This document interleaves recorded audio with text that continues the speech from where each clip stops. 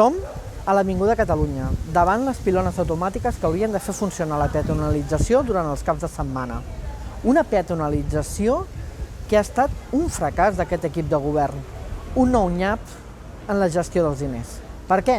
Doncs perquè s'han invertit un munt de diners en la instal·lació d'aquestes pilones quan a dia d'avui ni tan sols funcionen, a més d'haver causat diferents accidents de trànsit remarcables. Per què hem d'invertir diners en coses que no saben posar en funcionament?